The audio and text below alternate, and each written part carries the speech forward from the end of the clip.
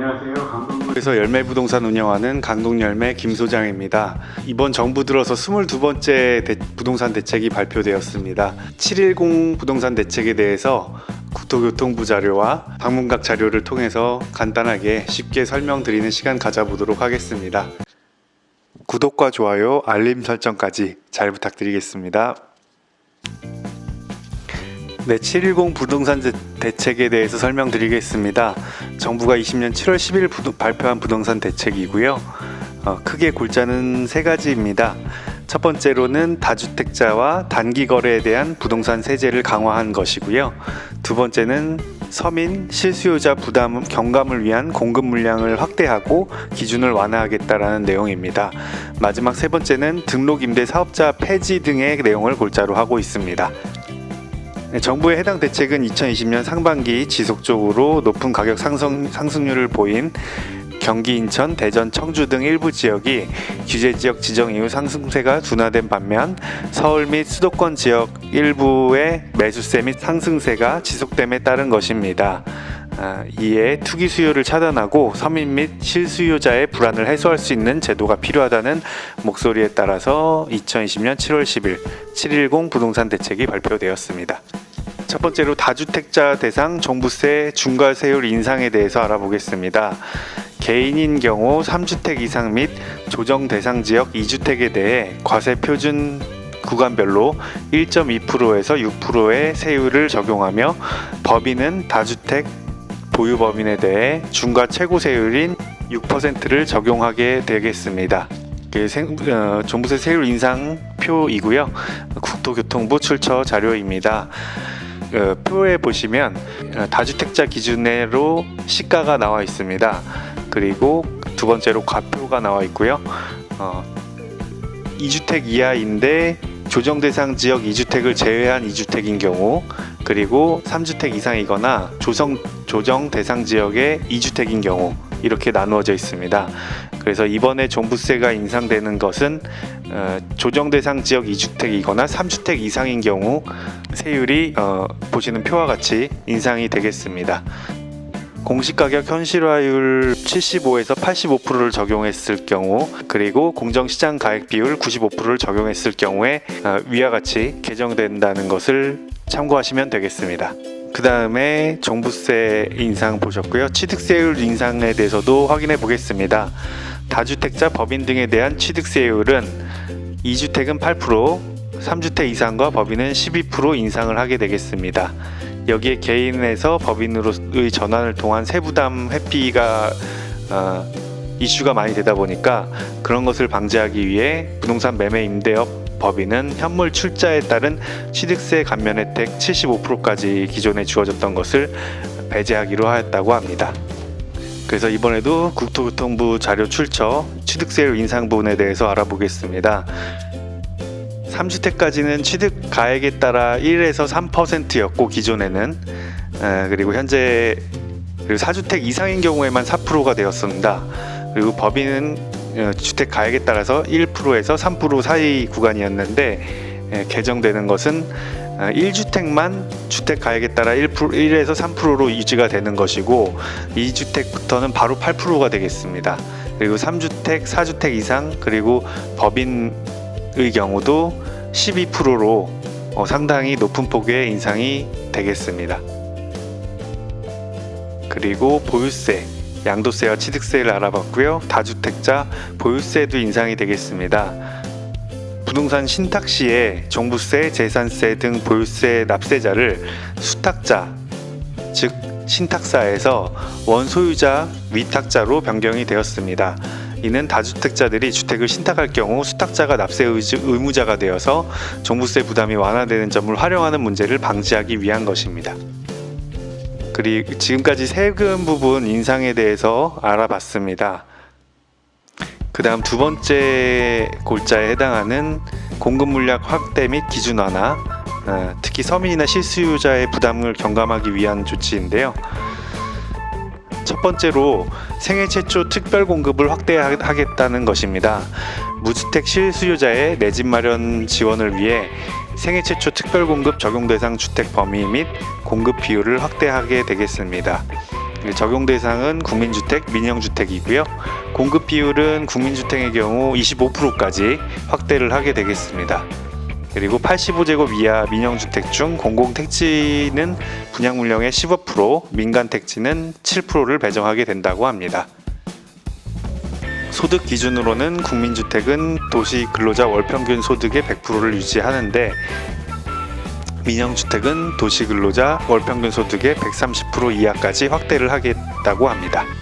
생애 최초 특별공급 확대 자료 보고 계십니다. 국민주택의 경우와 민영주택의 경우를 나누어서 특별공급의 그 비율에 대해서 나온 자료인데요.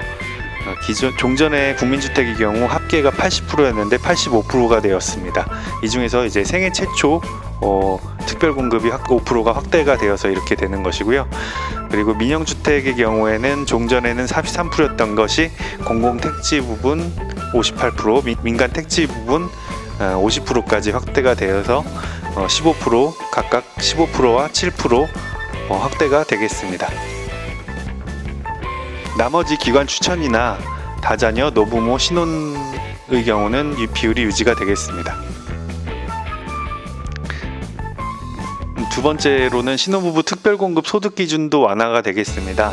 공공분양 소득 요건이 분양가 6억 원 이상 신혼 희망타운에 대해서는 도시근로자 월평균 소득 130%, 맞벌이는 140%까지 확대를 하게 되겠습니다. 민영주택 소득 요건은 분양가 6억 원 이상 민영주택에 대해서 최대 130, 맞벌이 140까지, 이것도 마찬가지가 되겠습니다. 공공분양 소득 요건과 민영주택 소득 요건이 최대 130에서 130, 그리고 맞벌이인 경우 140%까지 소득 기준이 완화가 된다고 합니다. 생애 최초 주택에 대해서는 취득세를 감면해 준다고 합니다. 현재 신혼부부에 대해서만 허용하는 생애 최초 주택 구입 시 취득세 감면 혜택을 연령이나 혼인 여부와 관계없이 확대하여 적용한다고 합니다. 예컨대 1억 5천 이하는 100% 감면이 되고요. 1억 5천 초과 3억 원, 수도권은 4억 원 이하일 경우에 50% 감면 조치를 취한다고 합니다. 네 번째로 서민 실수요자 소득 기준을 완화하게 되겠습니다. 규제지역 LTV, DTI를 10%포인트 우대하는 서민 실수요자 소득 기준을 완화하게 되는데요. 이는 20년 7월 13일부터 바로 7월 13일부터 시행되었습니다. 금융업 감독 규정상 서민 실수요자 기준에 대해서 설명드리겠습니다. 투기지역, 투기과열지구와 조정 대상 지역으로 나눠서 보겠고요. 소득, 주택가격, 주택 보유 여부에 대해서 설명드리겠습니다. 먼저 투기지역, 투기과열지구인데요. 현행의 경우 소득이 부부 합산 연소득 7천만 원 이하, 생애 최초 구입자의 경우에는 8천만 원 이하여야 서민 실수요자로 판단을 합니다. 근데 이제 개선된 것은 부부 합산 연소득 8천만 원 이하, 생애 최초인 경우는 9천만 원 이하이면은 서민 실수요자로 분류가 되는 것입니다. 그리고 주택 가격의 경우는 6억 원 이하이고요. 무주택 세대주인 경우에 해당이 되겠습니다.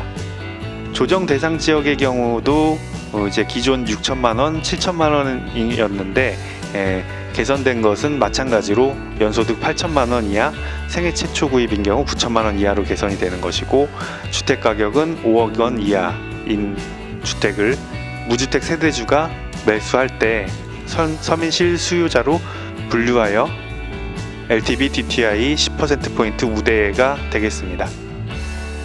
여섯 번째로 청년층 포함해서 전월세 대출 지원이 강화가 되겠습니다.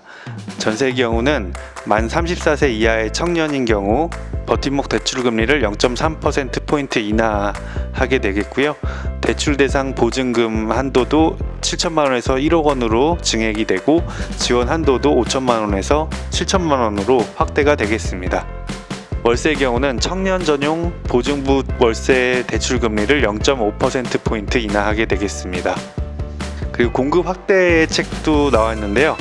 실수요자를 위해서 관계부처 장관, 지자체가 참여하는 부총리 주재의 주택공급 확대 TF를 구성하여서 근본적인 주택공급 확대 방안을 마련하겠다고 합니다. 우선 국토부의 경우 주택 공급 확대 실무기획단을 구성해서 세부적인 공급 방안을 마련하고 이후 정기적으로 추진 상황을 발표한다는 방침입니다. 그래서 이번 710 대책의 세 가지 골자인 다주택자 세율 인상과 서민 실수요자 부담 경감을 위한 공급 물량 확대 및 기준 완화에 대해서 알아보았고요. 마지막으로 등록 임대 사업제 제도에 대한 내용을 설명드리겠습니다. 크게 세 가지 내용이 핵심인데요. 임대 등록 제도를 개편하겠다고 합니다. 그래서 단기 임대 4년 및 아파트 장기 일반 매입 임대 8년 이것을 폐지하고 그 외 장기 임대 유형은 유지를 하는데 의무 기간이 기존 8년에서 10년으로 연장이 되어서 공적 의무를 강화하게 된다고 합니다. 그 두 번째로는 폐지 유형 관리인데요. 폐지되는 단기 및 아파트 장기 일반 매매 임대로 등록한 기존 주택은 임대 의무 기간 경과 즉시 자동 등록 말소한다고 합니다. 다만 임대 의무 기간 종료 전에도 자진 말소 희망 시에는 공적 의무를 준수한 적법 사업자에 한해 자발적인 등록 말소를 허용하고 임대 의무 기간 준수 위반 과태료는 면제한다고 합니다. 마지막으로 사업자 관리를 강화해서 매년 등록 사업자의 공적 의무 준수, 합동 점검을 정례화하고 위반 사항 적발 시 행정 처분을 통해서 등록 임대 사업을 내시로 한다는 방침입니다. 네, 오늘은 이만하도록 하겠습니다. 여러분의 구독과 좋아요 등 영상을 제작하는 저에게 많은 도움이 됩니다. 영상 끝까지 봐주시면 더 큰 도움이 됩니다. 더 좋은 영상으로 찾아뵙겠습니다. 감사합니다.